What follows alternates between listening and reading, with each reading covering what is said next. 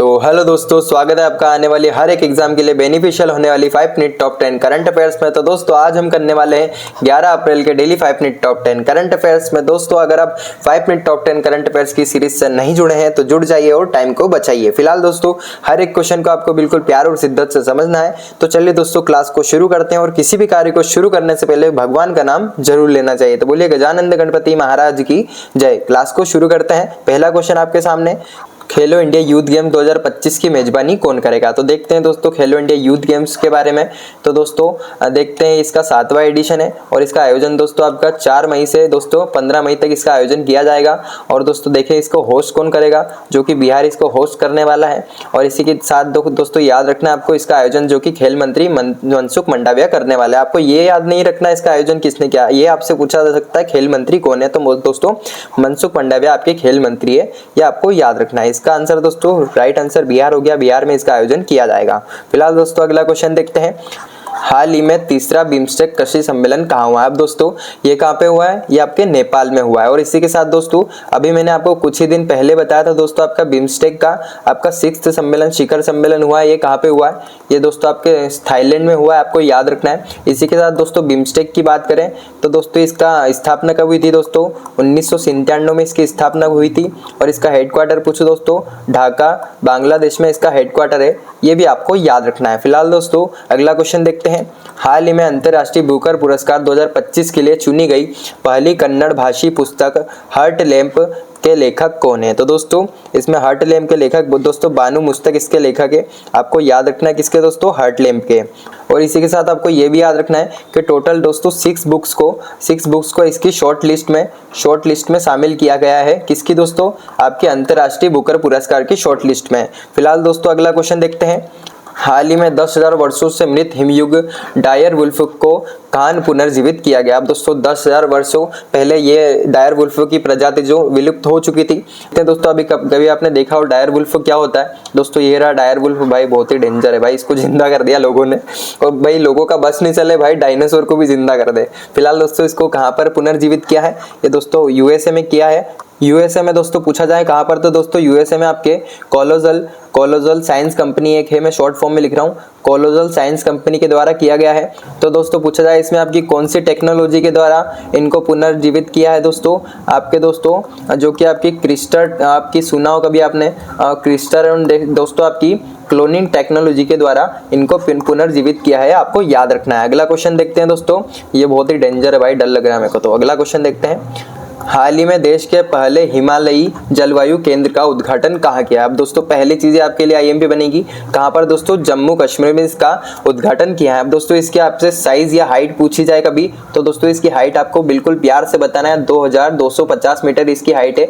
यानी आपकी अभी पूछी जाए दोस्तों कभी किलोमीटर में, तो दोस्तों 2.25 किलोमीटर इसकी हाइट है, ये भी आपको याद रखना है। अगला क्वेश्चन देखते हैं दोस्तों, वैश्विक ऊर्जा थिंक टैंक एम्बर रिपोर्ट 2024 में सौर ऊर्जा से बिजली उत्पादन करने में भारत को कौन सा स्थान मिला। तो दोस्तों ये 2024 की रैंक अभी 2025 में जारी की गई है। तो दोस्तों इसमें 3rd रैंक रही है भारत की कौन सी दोस्तों, 3rd रैंक रही है, आपको याद रखना है। और भारत ने दोस्तों आपके जर्मनी को ओवरटुक किया, यानी दोस्तों पहले जर्मनी की 3rd पोजीशन थी, अब भारत की 3rd पोजीशन है। और दोस्तों 2nd पूछू किसकी है, 2nd दोस्तों यूएसए की है। और 1st पूछू दोस्तों ये आपके चाइना की 1st रैंक इसमें रही है। फिलहाल आपको इसके बारे में इतना ही याद रखना है। अगला क्वेश्चन देखते हैं, इंडियन ऑयल कॉर्पोरेशन कितने निवेश के साथ विश्व स्तरीय पेट्रोकेमिकल कॉम्प्लेक्स प्रारंभ करेगा। अब दोस्तों विश्व स्तर पर है, तो दोस्तों आईएमपी बनेगा क्वेश्चन, कितना निवेश किया दोस्तों, 61,000 करोड़ का निवेश किया, ये क्वेश्चन आपके लिए आईएमपी बनेगा। अब दोस्तों प्रारंभ कहाँ पे किया, ये भी आपसे पूछा जाए तो दोस्तों उड़ीसा में इसका प्रारंभ किया है, ये भी आपको याद रखना है। और इसी के साथ दोस्तों मैं बात करूं आपके कि इंडियन ऑयल कॉर्पोरेशन लिमिटेड की, तो दोस्तों इसकी स्थापना कब की गई थी, 1964 में इसकी स्थापना की गई थी। और दोस्तों अभी रिसेंटली इसके चेयरमैन नियुक्त किए गए हैं, पूछूं आपसे उनका नाम क्या है, तो दोस्तों इनका नाम एएस साहनी इनका नाम है, ये भी आपको याद रखना है, आईएमपी बनेगा। अगला क्वेश्चन देखते हैं, हाल ही में 10 अप्रैल को महावीर जयंती मनाई गई दोस्तों। महावीर स्वामी जैन धर्म के कौन से तीर्थंकर थे? तो दोस्तों ये हिस्ट्री प्लस करंट अफेयर दोनों का क्वेश्चन है आपका। आपको फिलहाल तो ये याद रखना है कि महावीर जयंती कब 10 अप्रैल को मनाई गई थी। और इसी के साथ देखें दोस्तों, महावीर स्वामी आपके कौन से तीर्थंकर थे? ये दोस्तों आपके 24वें तीर्थंकर थे, आपको याद रखना है। और इसी के साथ दोस्तों आपको याद रखना है आपके पहले और दोस्तों 23वें और दोस्तों 24वें तीर्थंकर हमेशा एग्जाम में पूछे जाते हैं। तो दोस्तों पहले की बात करें, पहले कौन थे? ये दोस्तों आपके ऋषभनाथ पहले तीर्थंकर थे।